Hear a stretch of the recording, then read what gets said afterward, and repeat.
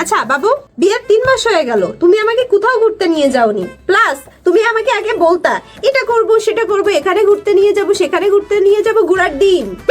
বাবু তুমি বুঝতেছো না, আজকে তোমাকে নিয়ে বাইরে যাওয়ার প্ল্যান ছিল, কিন্তু দেখো বৃষ্টি আসছে, আমি কি করব? বৃষ্টি? এই বৃষ্টিটা আবার কে? আবার বৃষ্টি আসছে মানে? তুমি বুঝার চেষ্টা করো, বৃষ্টি আসছে বাইরে, আবার বিজলিও আসতেছে। বৃষ্টি বিজলি মানে দুইটার সাথে আমাকে চিট করছো?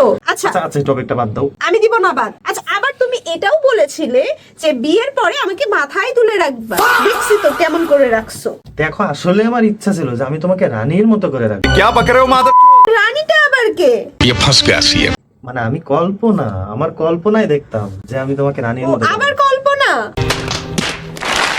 তুমি বুঝার চেষ্টা করো, মানে আমি কল্পনার কথা বলছি। রানী, কল্পনা, বৃষ্টি, বিজলি, কারা এরা? তারপরে আবার এতগুলো মেয়ে একসাথে, তুই আজকে শেষ। This is the end.